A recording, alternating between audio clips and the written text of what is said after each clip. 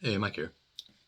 So we're moving on to Genesis chapter 14, where we read, "At the time when Amraphel was the king of Shinar, Arioch was the king of Elishar, Kedorlaomer was the king of Elam, Tidal was the king of Goyim. These kings went to war against Beriah, the king of Sodom, Birsha, king of Gomorrah, Sinab, king of Admah, Shemibber, the king of Zebim, and the king of Bela, that is Zoar. All these latter kings joined forces in the valley of Sidon, that is the Dead Sea Valley. For 12 years they had been subject to Kedorlaomer, but in the 13th year they rebelled." Just want to stop and say for a second, I have a very hard time reading all these names. You should look them up in the Bible, again we're in chapter 14, to read them for yourself. So hang on tight, the hard to pronounce names do not stop here. In the 14th year, Kedorlaomer and the kings allied with him went out to defeat the Rephaites, the Ashtaroth, the Karnaim, the Zizrites in Ham, the Emites in Shavah, the Kerathim, and the Horites in the hill country of Seir, as far as El Paran in the desert. They turned back and went to En Mishpat, that is Kadesh, and they conquered the whole territory of the Amalekites, as well as the Amorites who were living in Hezazon Tamar. Then to the king of Sodom, the king of Gomorrah, the king of Admah, the king of Zeboim, that is Bela and Zor, they marched out and drew up their battle lines in the valley of Sidon against Kedorlaomer, the king of Elam. The title king of Goyim, Amraphel, king of Shinar, Arioch, king of Elishar, 4 kings against 5, and now the valley of Sidon was full of tar pits. And when the kings of Sodom and Gomorrah had fled, some of the men fell into them, and the rest fled to the hills.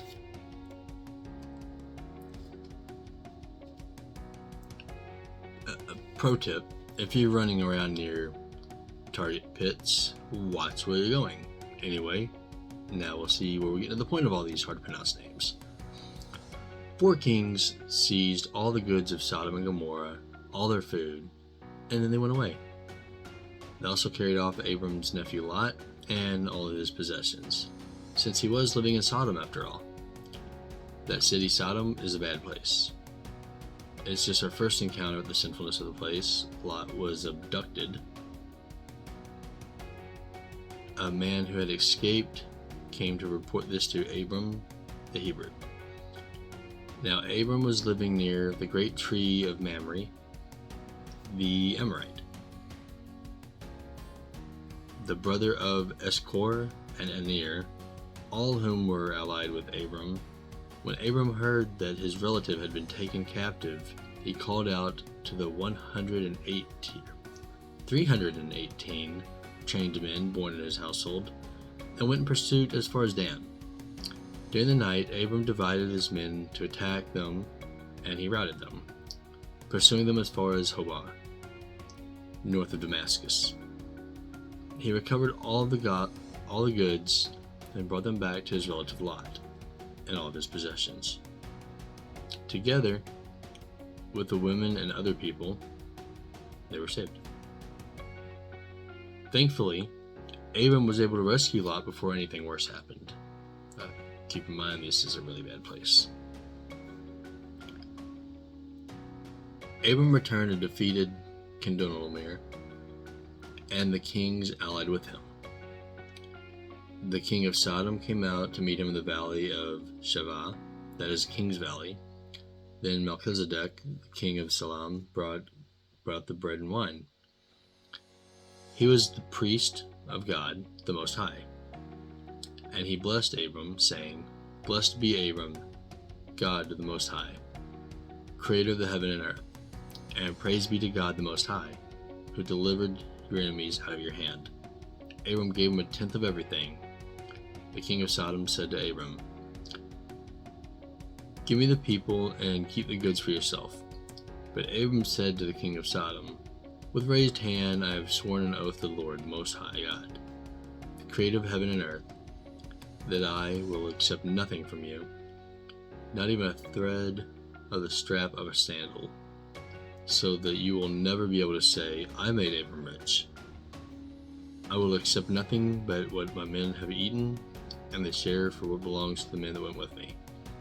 To Aner, Eshcol, and Mamre, let them have their share. Abram sees the importance of not being indebted to evildoers here. After this, the word of the Lord came to Abram in a vision. Do not be afraid, Abram. I am your shield, your very great reward. That's good. But Abram said, Sovereign Lord, what can you give me since I remain childless, and the one who will inherit my estate is Eleazar of Damascus? And Abram said, You've given me no children, so a servant in my household will be my heir. He clearly underestimates God here. But then again, a lot of people do that. Would you trust God to give an infertile couple a child? It does happen on occasion today. However, it is for some reason difficult for people to trust what they cannot understand. Let's check this out. Then the word of the Lord came to him. This man will not be your heir, but a son of your own flesh will be your heir. He took him outside and said, Look up at the sky and count the stars, if indeed they can be counted. Then he said to him, So shall your offspring. Abram believed the Lord, and he credited it to him as righteousness. One little point I want to point out. The actual translation of the text should be, if you can count them, so can they be counted. Given that, of course, there's a finite number, just as there's a finite number of stars in the universe. He will have a finite number of offspring. No census will be able to count them, just like no human can actually count all the stars in the universe. Basically saying the number would be beyond human counting. Or a lot. So it's good to trust God. And he continues, He also said to them, I am the Lord who brought you out of Ur, of the Chaldeans, to give you this land to take possession of it. But Abram said, Sovereign Lord, how can I know that I will gain possession of it? We always ask God how. This shows lack of faith.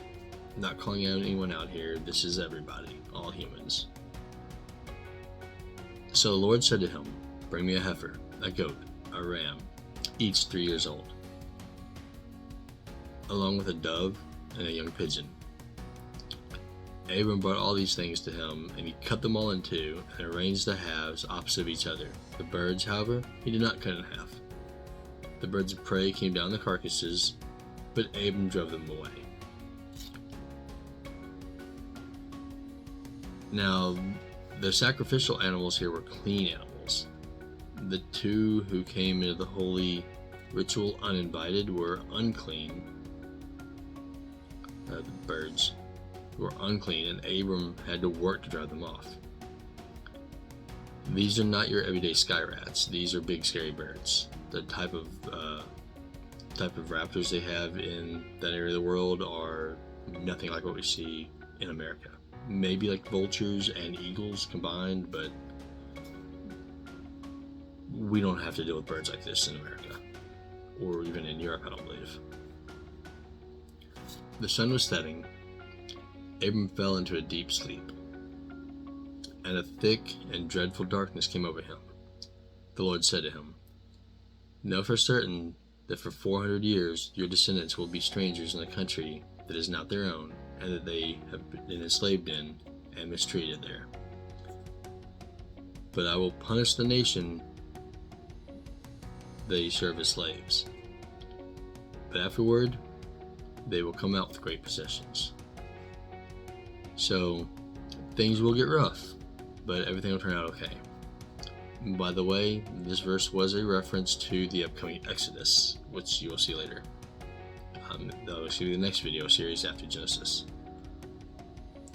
The two birds, which outnumber Abram, are left with nothing. On this day, holiness prevails. You, however, will go with your ancestors in peace and be buried in a good old age. In the 4th generation, your descendants will come back here, for the sin of the Amorites has not yet reached its full measure.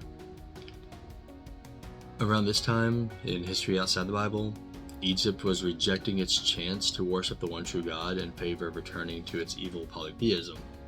I have a separate video on this already, and I will get to Exodus later. If you want to look at the video I'm talking about, it is dealing with God's work in Egypt before the Exodus. This is a matter of historical record and is not found in the Bible. So moving on. When the sun had set and darkness had fallen, a smoking fire pot with blazing torch had appeared and passed between the pieces. This is not the last time God will provide fire. It's not the last time God will do it during an offering to Him. This shows that God's acceptance of what is offered and it's confirmed that we are on His side and doing what is right. On that day, the Lord made a covenant with Abram and said, "To your descendants I give the land, from the Wadi of Egypt to the great river of the Euphrates, the land of the Canaanites, Kenizzites, Kedmarites, Hittites, Perizzites, Rephaites, Amorites, Canaanites, Girgashites, and Jebusites. These are the nations which Israel will have to overcome." And that's it for today. We will see more about that later.